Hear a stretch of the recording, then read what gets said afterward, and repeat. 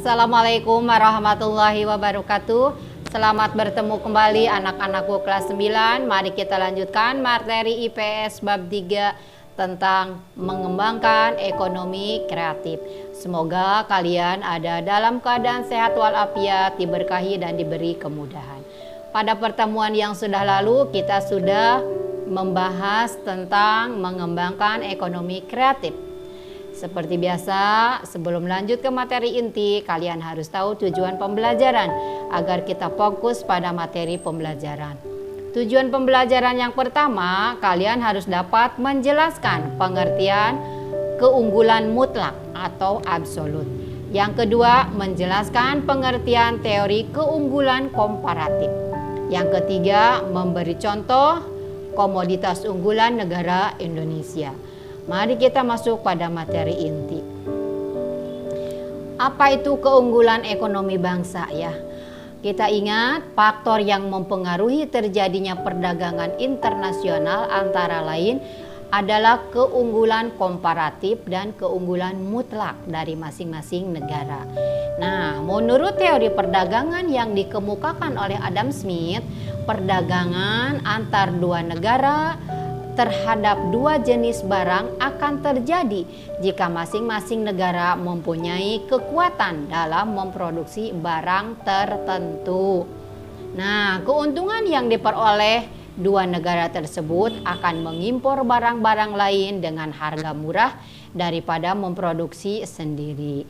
Dengan cara ini, negara-negara yang mempunyai keunggulan mutlak dan mengimpor barang yang mempunyai kerugian mutlak.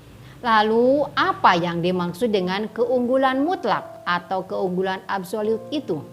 Nah, keunggulan absolut adalah keuntungan yang diperoleh negara karena negara tersebut mampu memproduksi barang dengan biaya murah dibandingkan dengan negara lain. Nah, ini perhatikan contohnya. Misalnya Indonesia dengan Thailand memproduksi dua jenis barang, yaitu pakaian dan tas. Dengan asumsi masing-masing negara tersebut menggunakan tenaga dan waktu yang digunakan sama. Ternyata Indonesia mampu menghasilkan barang pakaian lebih lama, lebih banyak. Sedangkan Thailand menghasilkan tas lebih banyak. Dengan demikian, Indonesia memiliki keunggulan mutlak untuk menghasilkan pakaian. Kemudian Thailand menghasilkan tas lebih banyak. Dengan demikian, Thailand memiliki keunggulan mutlak untuk menghasilkan tas. Keunggulan mutlak terjadi apabila suatu negara dapat menghasilkan komoditas-komoditas tertentu dengan lebih efisien dibandingkan dengan negara lain. Nah, itu adalah keunggulan mutlak. Menurut David Ricardo, perdagangan internasional terjadi apabila ada perbedaan keunggulan komparatif. Nah, teori keunggulan komparatif ini melengkapi teori keunggulan mutlak yang telah dijelaskan di atas. Lalu apa keunggulan komparatif? Keunggulan komparatif menyatakan bahwa suatu negara mampu menghasilkan barang dan jasa lebih banyak dengan biaya murah daripada negara lain. Perhatikan contohnya. Contoh, Indonesia mampu memproduksi kopi atau sawit secara murah karena kita banyak ya, kita memiliki banyak. Tetapi kita atau Indonesia tidak mampu memproduksi timah seperti halnya Malaysia yang bisa memproduksi timah dengan murah. Ini artinya Indonesia memiliki keunggulan komparatif dalam memproduksi kopi atau sawit. Dan Malaysia memiliki keunggulan komparatif dalam memproduksi timah.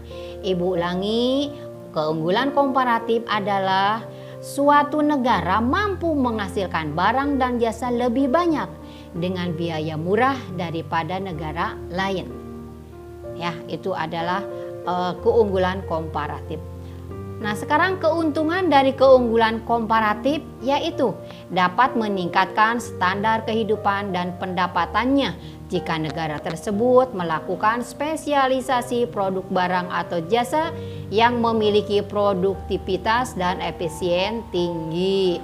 Berdasarkan penjelasan tadi, keunggulan komparatif dan keunggulan mutlak, maka Indonesia tentu memiliki produk keunggulan komoditas ekspor yang dapat dijadikan sumber penerimaan devisa negara.